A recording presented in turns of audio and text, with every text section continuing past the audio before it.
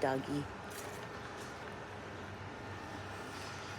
I'm trying to get some good angles, but I think we're okay with these weird angles. Because we're grateful to even have the angles, Did anyone catch that? So, first of all, good morning. Good, happy Saturday morning. Here in Israel, it's nice and hot. Definitely different. It's actually November 1st, so yesterday was Halloween. It's been years since I celebrated Halloween, to be honest. And I love Halloween. I loved it. I would costume the hell up. And it was a lot of fun.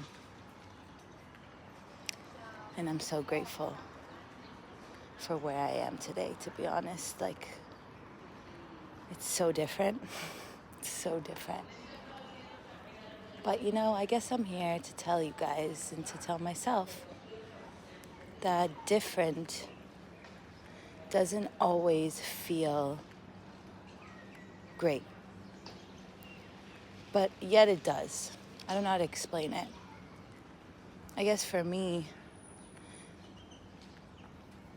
whenever I felt uncomfortable and I'm going through a change, if it's mentally, if it's physically, if it's my environment, moving countries, I have a lot of life experience, I guess, and I'm getting to really understand that. And sometimes it makes me feel like socially I don't fit in, Sometimes. I know I do, and I know my intentions. I know that they come from a pure, good place, because I truly want everyone to just thrive and be happy and do what makes them happy. And I keep getting distracted by these dogs because I just love dogs so much. I love dogs. I love them. I hopefully will have one day with Soul. But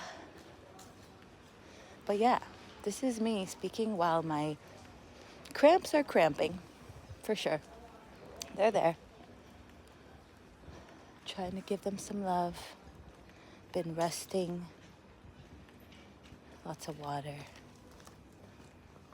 Yeah, and movement, I do. It is what it is. I know there's a lot of girls out there and I am definitely that, where my period comes and truthfully, I know that all I want to do is do nothing. And sometimes it's even hard for me to do that because I just want to do things and I want to move and I want to be playful and I want to stretch and I want to just move my body, and sometimes that pain is talking to me, telling me, please give me some rest. So I'm very tapped in with myself, with my body, with my emotions. But yeah, it took some time for sure. And I'm not going to lie, I think it's very important to do that. It's very important. Again, I love my life. I confidently, with everything in my body, every distraction that wants to distract me, I know it's just a distraction. I know who I am to my core. I literally can feel it right now. And everything. All the imbalances I was given, all the weaknesses I was given, eyesight, maybe feeling less strong lately, or coaches that might have not really actually... No, coaches did help me. Coaches always help me, actually. But, I've had some, I guess, not so fun experiences with coaches, but I've also always taken away the fact that I am always willing to learn and to be open about new ways and new perspectives and new strategies, new techniques, like especially in the fitness realm. Like I've done a lot, like I've done CrossFit, I'm doing Pilates, I know a lot about yoga, and I know a lot about like mobility and injuries and how to rehab, I guess, and how to attend to those weaknesses and, work through them even when I don't want to. But at the end of the day, I know that I do. Like that's the end goal. Like I always want to keep moving, because if we're being really honest, and that's what we're doing here I go getting emotional again. My biggest fear is death. Like actually, like knowing that one day I might die. That is the only thing that haunts me sometimes. And I know that sounds really dark. But yeah, it's definitely haunted me last night. But I know that it's also spooky season. And there's some energies in the world that just like to bring us down mentally sometimes. And also that's also why I think God gave me this path of focusing on my body. Because when you focus on your body, physical, internal, like strength, body as a whole, yeah? I've gotten like over 12 years under my belt of focusing on my fitness, my strength, my muscles, my body composition, thank you. My memory. Like there's things I've learned from my first coach, Roy, that till this day really helped me, And it's not that like once we stopped working together, I just decided like this thing is not for me.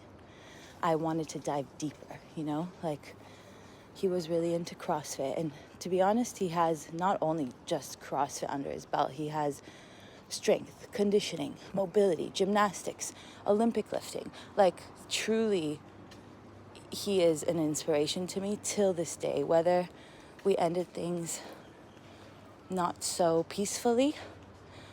Now we're 10 years later and we have made peace.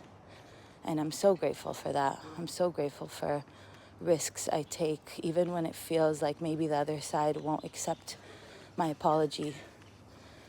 And I still do it because there's something inside me that doesn't really care what the other side will say. I want to know that I'm letting my peace come out. You don't want to accept it, that's okay. But I'm trying to really stay focused on what gives me peace in my mind, peace in my heart, peace in my body. I just think it's really important. Because when you move with any tension or any grudges or hate or anger, these are things that we've bottled up and they want to keep coming out, and then we end up hurting ourselves. We end up hurting other people that we love, So yeah, I feel really like at peace. Like I feel like the peace I've always asked for is here. It's here. It's right now. And I'm so grateful. I'm so grateful it's also Saturday, where like it's okay to just like do nothing. You kind of get like an excuse, and it's not an excuse. It's actually a promise I had to my dad. My dad, when I was 20, turned to be very religious and really changed his lifestyle. But till this day, he also never forced that on me. He just tried to, I guess, show me, maybe even teach me, whether he knew it or not. He was teaching me a lot. Till this day, it carries with me, and I'll never forget the good times. It's really easy to reflect on bad times, but really I'm trying also to reflect on all the good, because like whatever whatever we shine our light on will be what our reality is, what our brain wants to gravitate to. In return, our body starts showing that, in different ways. If it's neglecting food, if it's neglecting hydration, let's not neglect hydration. Let's take a second.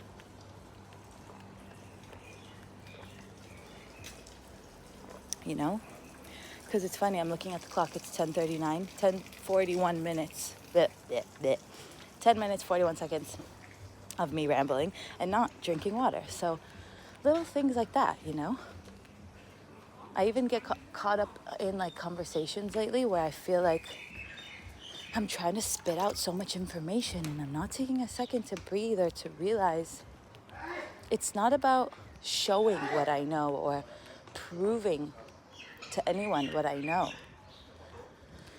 It's about making sure that I'm staying grounded, peaceful, healthy, thinking of my body and myself and what my body needs. And if my body needs water, then I'm going to stop the conversation or, stop the statement I'm trying to make. Because it's not about that,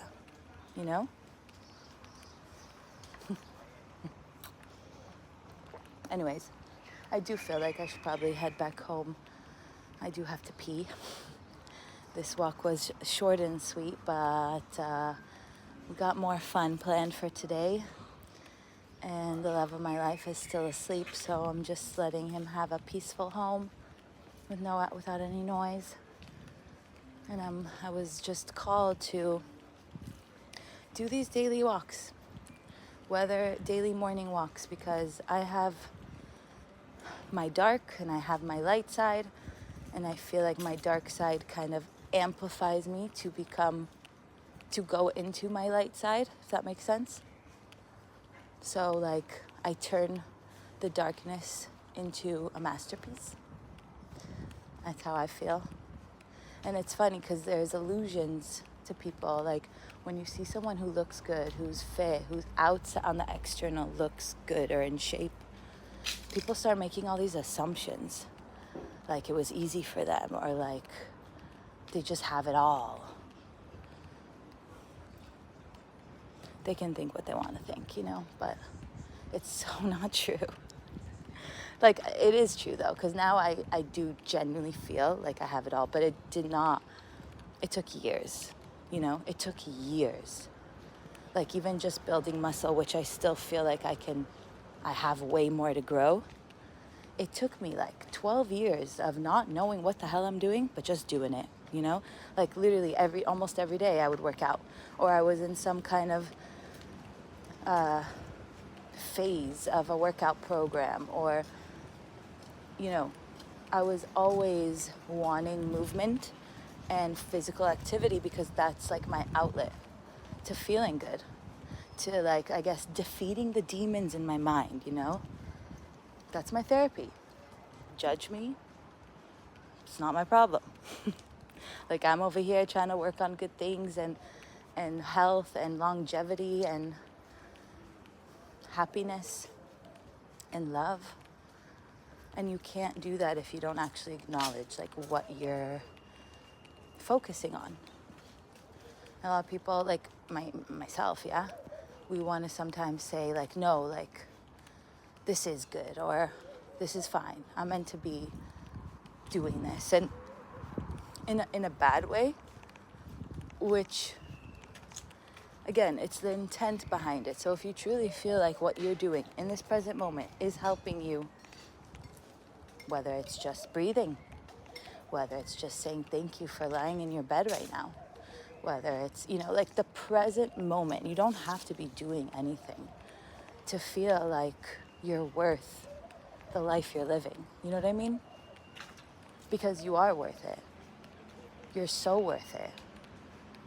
You were led to the point of where you're even watching my video right now, hopefully, and hopefully getting some insight, learning some information.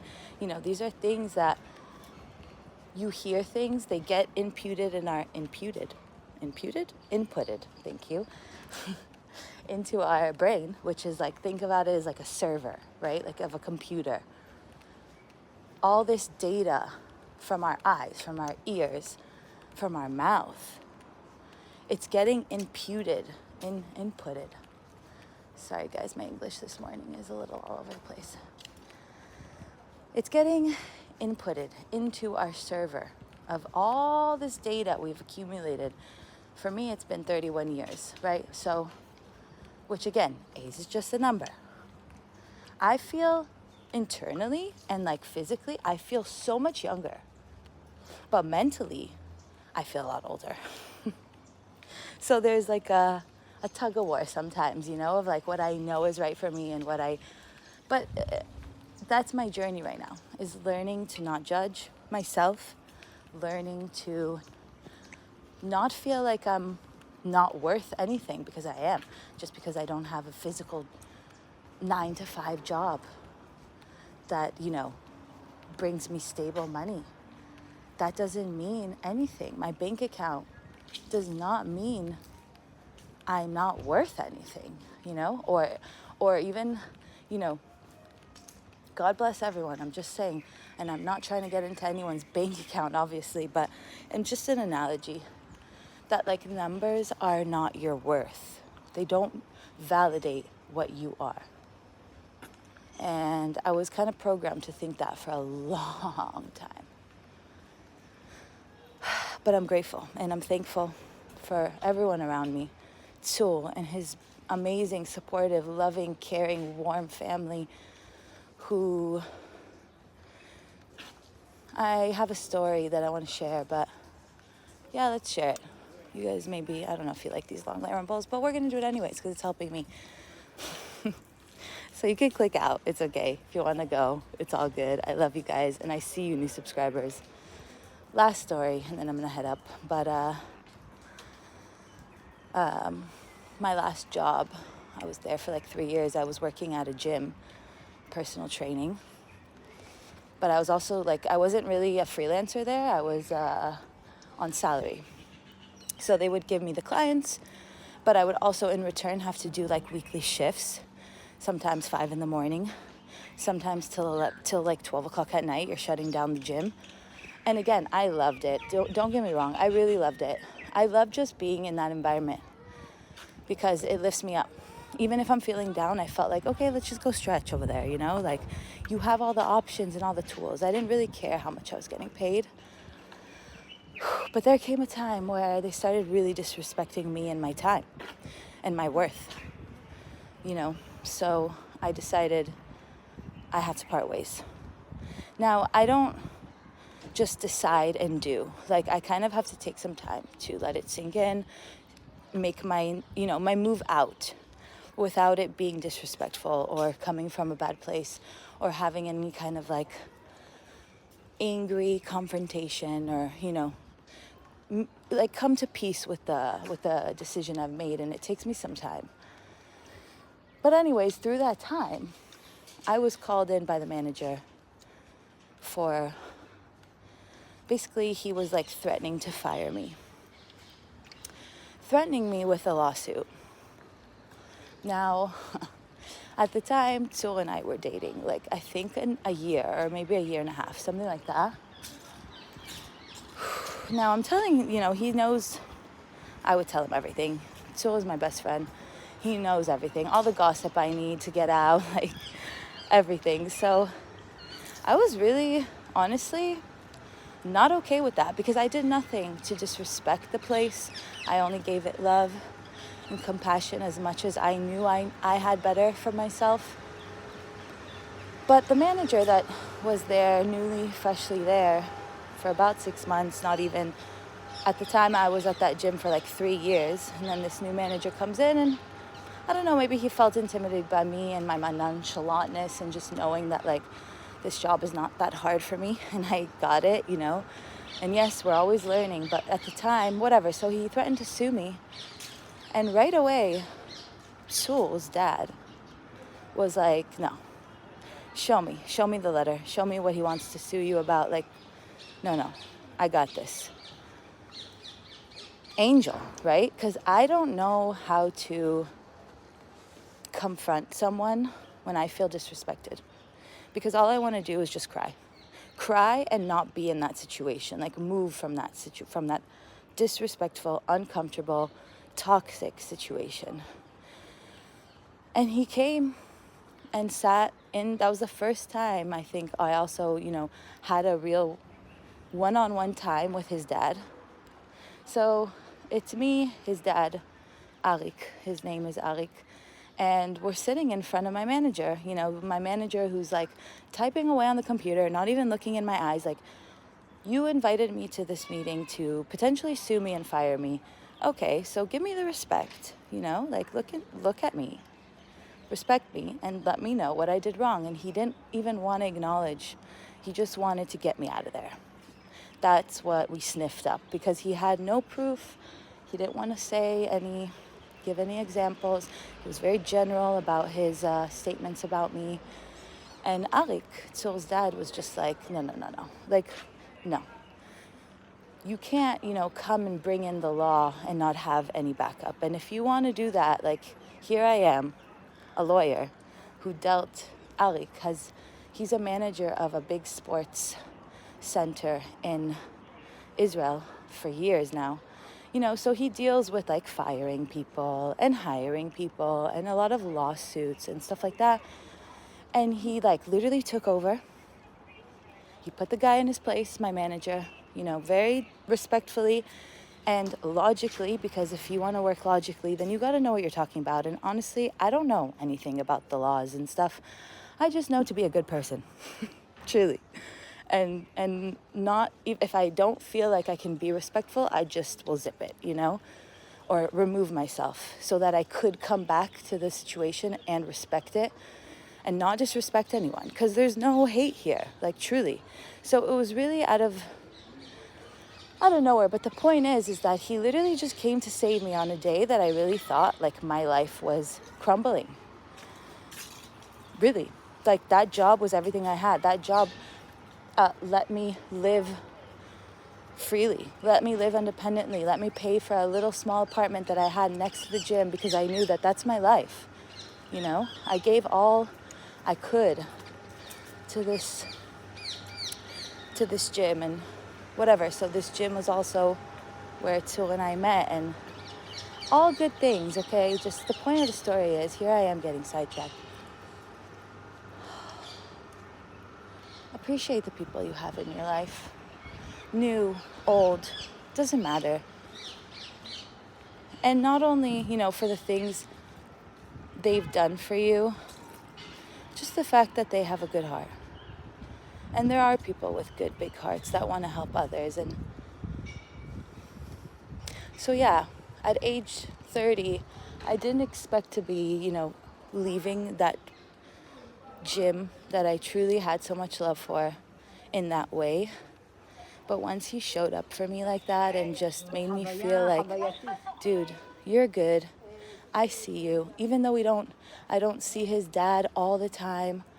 Like, the fact that he just wanted to come and stand up for me, and, he drove like 20, 30 minutes just to come and sit there with me and put my manager in his place because he was acting out of line, and gave me the leverage I had. After that conversation, I was like, Alex, they already want to fire you. Figure out your next move. Like, stay here, enjoy the perks. You don't have to make anything sudden, but in a month from now, find yourself a better place, And that's what I did. And I'm so thankful. I'm so thankful. So I guess point of the story of this long, beautiful story. And then again, I'm so grateful if anyone made it to this point. But I had to, because this is a situation that just always it gets me to tears, because it's just like, I truly, truly, truly met my soulmate. And I think I might not be as relatable anymore, because I really feel like there isn't true love anymore. Or not that I've seen it, but like, and I see it in his family. That's the funny part. The first time I see true love around me is once I met Tzur. And I love you, baby. And I'm proud of you, Alex, talking to myself. I planned for this little walk to be like 10 minutes and it turned into 30. So thank you guys for letting me blab with you, letting me take it all out. Nice and sweaty. We're gonna have a check-in with Tyrone, and I will link pictures, even though I'm telling you the truth. I don't feel my best. Like physically, I feel bloated, not lean. But that's all part of the bigger goal, you guys. Because you can't climb if you don't go low. You can't stride for forward movement if you don't feel defeated, you know? And that's truly what I was feeling yesterday. But here we are. We made it back home. Peace and love. I love you guys so much.